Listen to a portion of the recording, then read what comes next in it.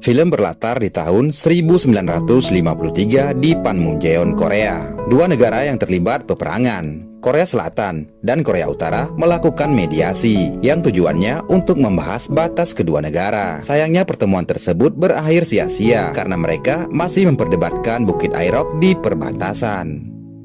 Setelah pertemuan tersebut, seorang perwira bernama Kang Eun-pyu.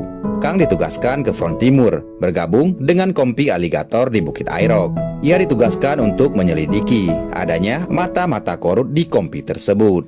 Petinggi militer juga mencurigai kematian seorang komandan di sana.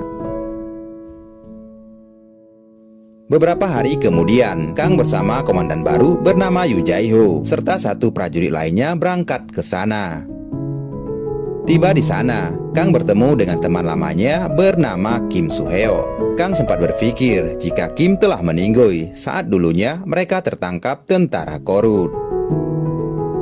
Keesokan harinya, si komandan memberitahukan Bukit Airok telah direbut oleh Korea Utara. Ia memerintahkan untuk merebutnya kembali. Setelah berjalan beberapa kilometer, mereka melihat musuh. Kim kemudian menyamar dan menghampiri mereka. Sayangnya, musuh mengetahui jika Kim bukanlah kawan. Kim pun ditodong oleh mereka. Untungnya, saat ia memberikan aba-aba, timnya berhasil melumpuhkan mereka.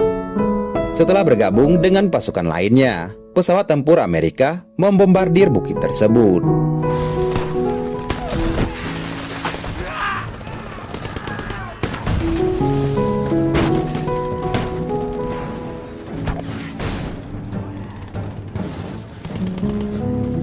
Setelah melewati pertempuran yang cukup sengit, pasukan Korsel berhasil merebut kembali Bukit Airok. Setelah menguburkan teman-temannya yang gugur, Kim dan yang lain menikmati minuman yang sengaja ditinggalkan oleh tentara korut. Sayangnya saat mereka lagi minum, Kang datang dan mengira mereka adalah pengkhianat.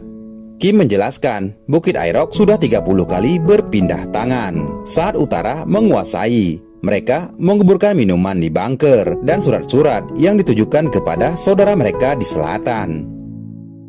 Begitu juga saat selatan menguasai, mereka menguburkan coklat atau barang lainnya.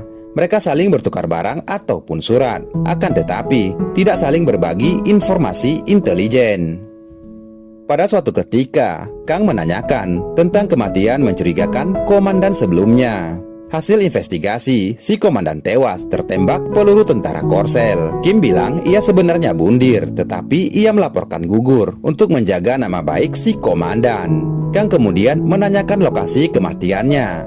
Setelah diberitahukan, ia pergi ke sana. Sampai di sana, ia tidak menemukan bukti apapun.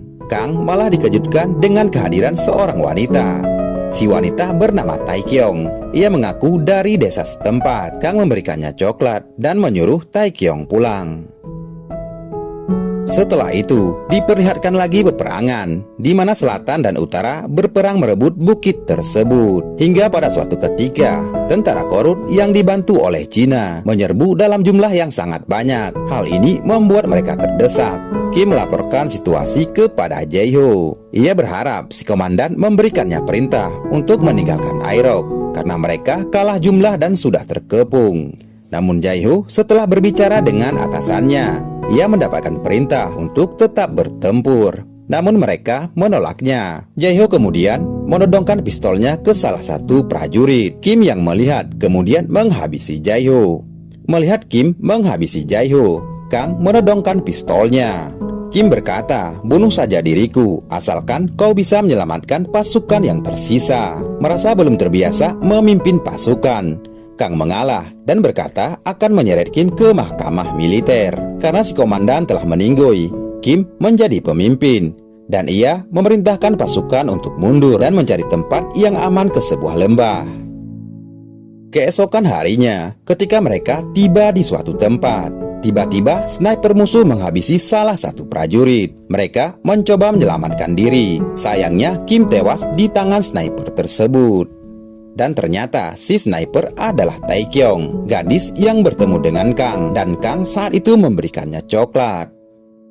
Setelah korut menguasai Bukit Airok, mereka mendapatkan berita jika gencatan senjata telah ditandatangani. Artinya, perang saudara yang sudah 3 tahun terjadi akan segera berakhir. Hal ini disambut gembira oleh pasukan Korut dan Korea Selatan. Sayangnya, gencatan senjata mulai berlaku 12 jam lagi. Mereka diperintahkan untuk bertempur habis-habisan.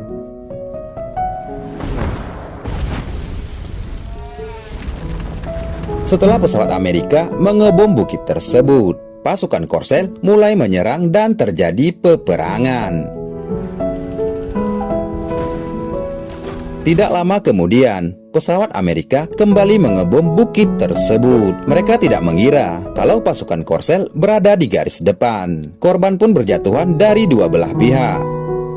Sementara Kang yang selamat, ia berhasil melumpuhkan Taekyong, sniper yang menghabisi Kim. Kang kemudian masuk ke dalam bunker. Di sana ia bertemu dengan komandan Korut yang terluka parah. Melihat kondisinya, Kang sengaja tidak menghabisi si komandan. Tidak lama kemudian terdengar dari radio, mereka diperintahkan untuk berhenti berperang karena gencatan senjata mulai diberlakukan.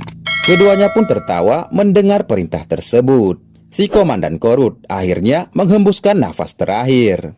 Kang satu-satunya orang yang selamat dari pertempuran tersebut, dan Bukit Airok menjadi bagian dari Korea Selatan. Film pun selesai.